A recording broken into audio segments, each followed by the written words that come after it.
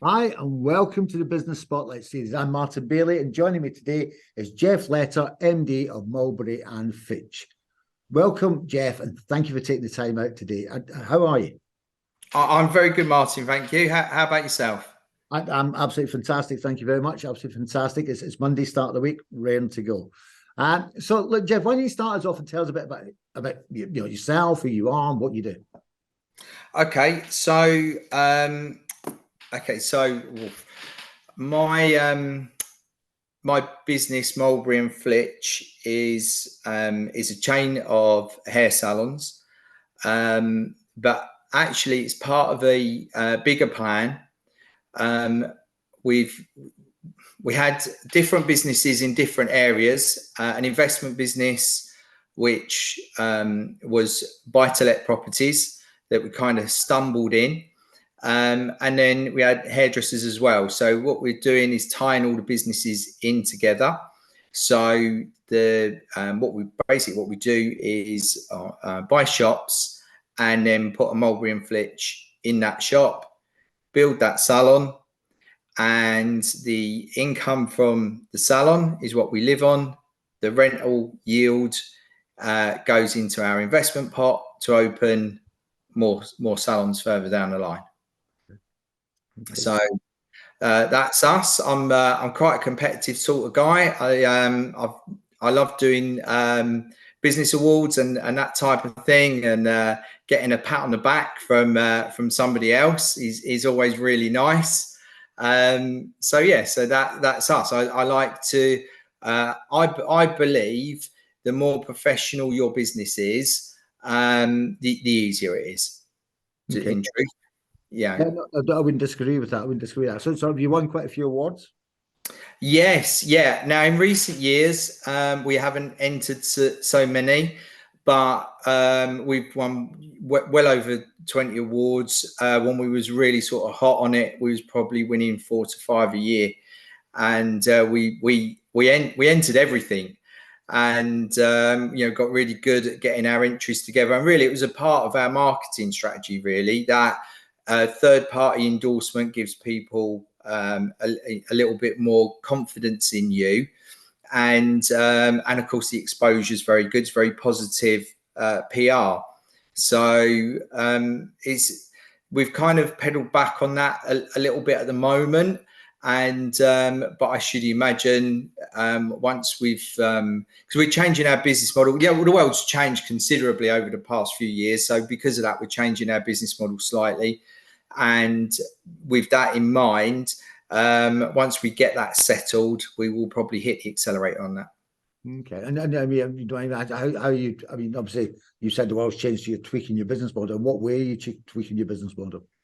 So our salons, the teams have always been directly employed, which is now, believe it or not, unusual in hairdressing, which makes it quite difficult to recruit.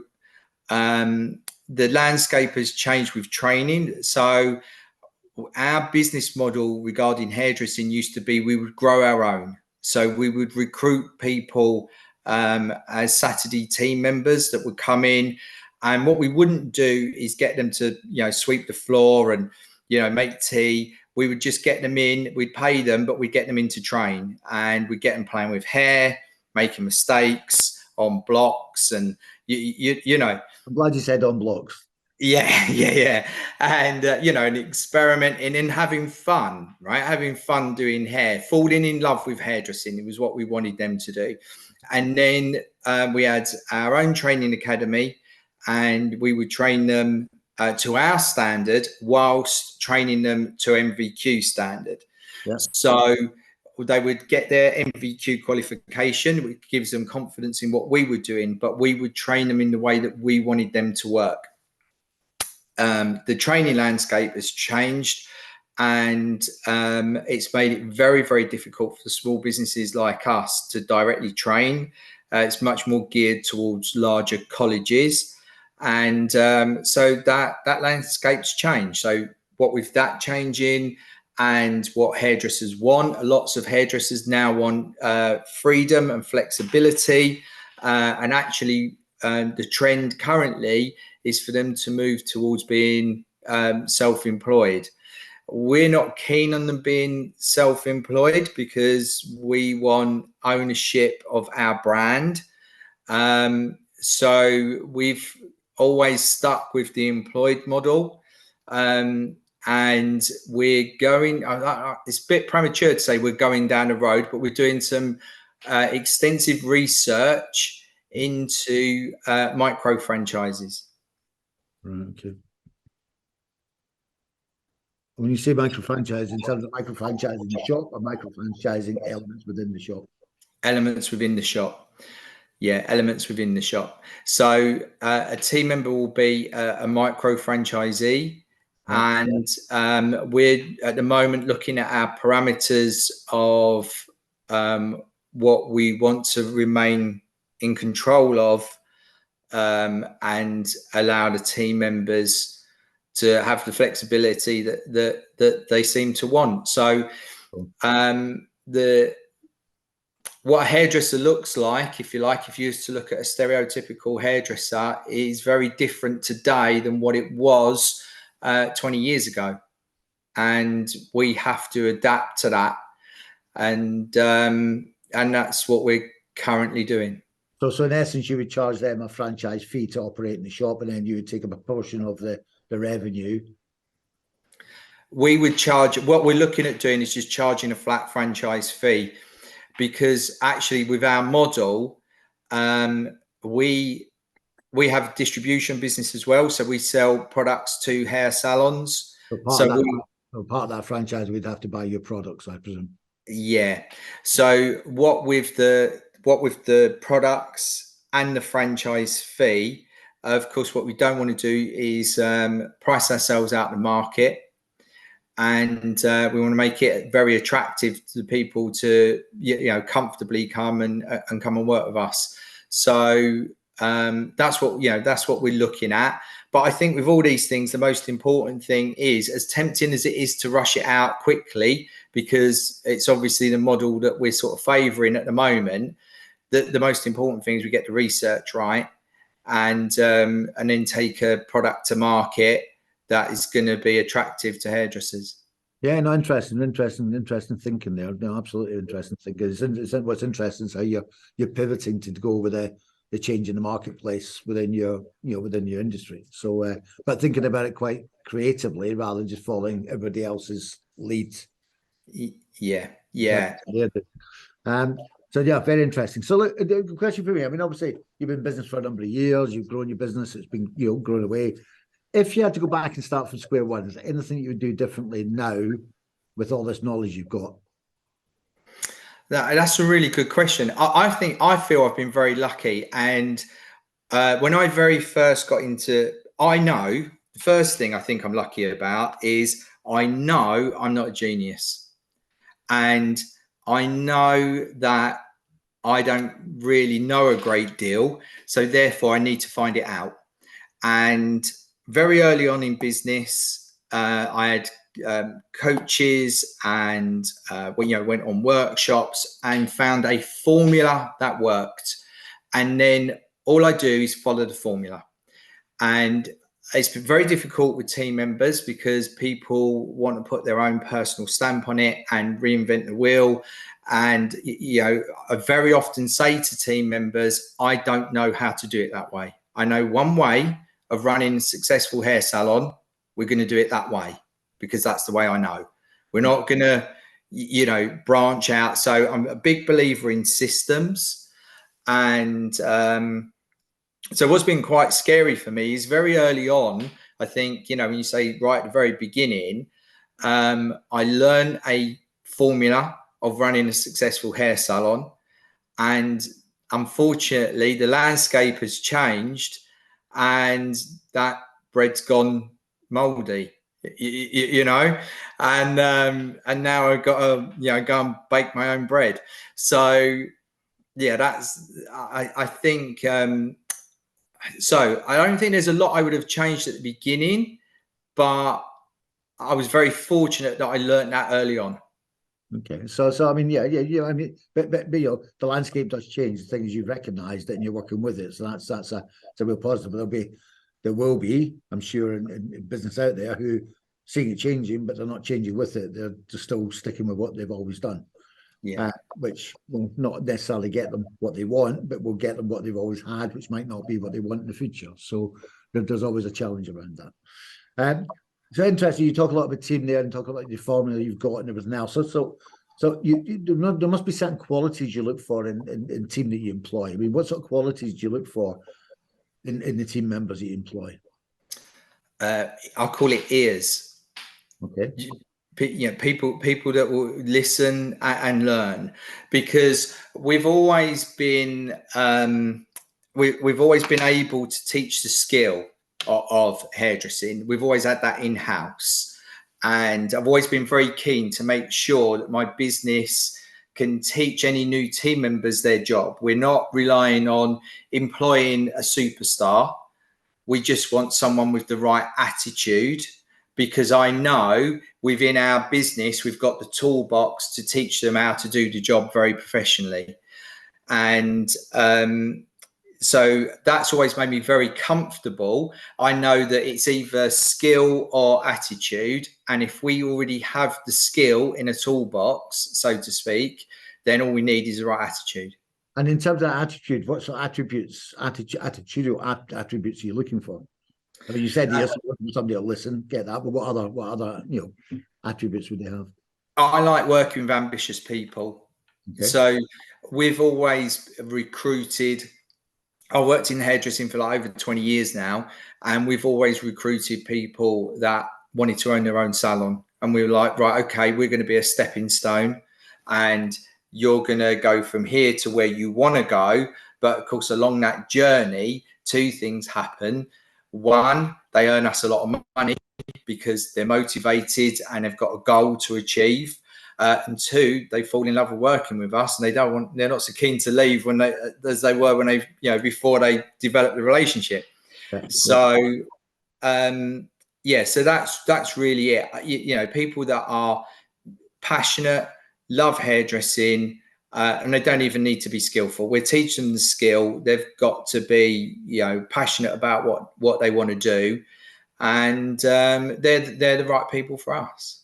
So so I'm picking out from that. So listening, passion, and ambition are the three real things that you look for in terms of having the right attitude. There's lots of misconceptions. People have lots of misconceptions of running businesses, and some of them are you start a business and you're going to make lots of money within a year. You're going to how would you address some of those misconceptions that people have about running a business? I think it's my belief that 80% of businesses are failing, and so I always, again, I take it back to like a recipe, like a cooking recipe. You have to start with the end in mind. What is it that we're actually cooking? What is it we're actually trying to achieve? And then have we got the ingredients, and have we got the knowledge and the know-how as to achieve what we need to do? And I'm very tunnel visioned about my business. Once the research and development is done, it's done. The idea is do it properly, then it's done, then execute the plan. And I don't think it frightens me when my friends say I would like a nice little business, because I don't think little businesses are nice, because I think I see businesses like a baby, if you like, and if it's small, I kind of see it in intensive care, and anything could go wrong and it could all be disastrous. Whereas if it's a big business, you get a bump in the road, you've got lots of options to sort that bump in the road out.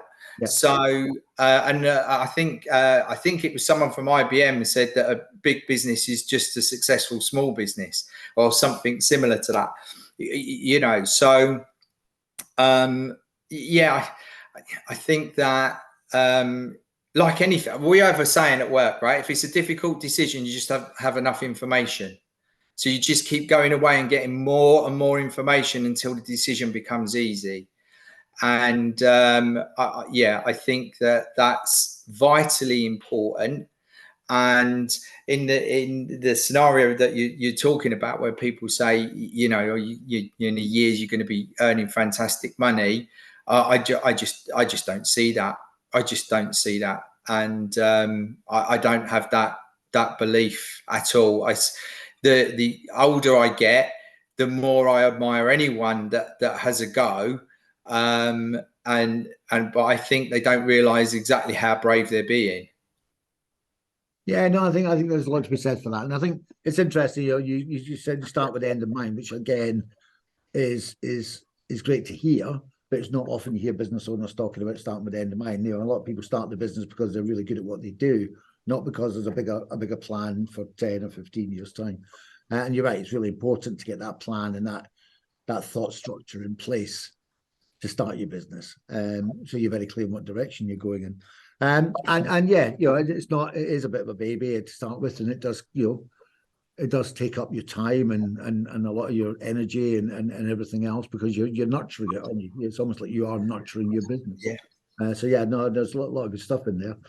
And I suppose the last question for me for today is, so you know, you obviously been a bit of a growth journey. So what do you attribute your growth to, Jeff? That's a really tricky question, Martin. I mean, the plan, honestly, because everything. I'm not a hairdresser, by the way. I've never cut hair. Okay, so I stumbled into hairdressing because there was a pattern there that I could follow, right? So I understood if I got into hairdressing, that there was a particular business club at the time that done business coaching, particularly for hairdressers, and I could join that and I could run a successful salon.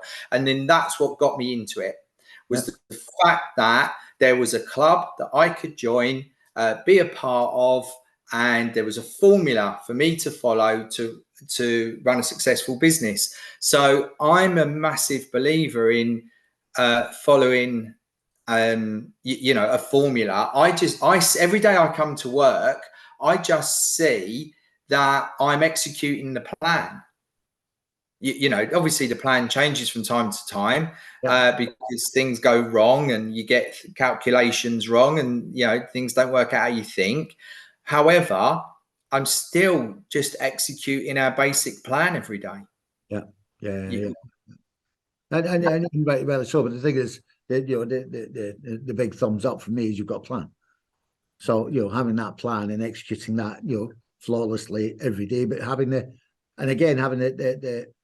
acceptance that it's a fluid plan. It's not something that's set in stone. That things will change. You're going to have to review and change and tweak and adapt and, you know, evolve and pivot and everything else as you're going through your plan, because it's never a straight line from A to B.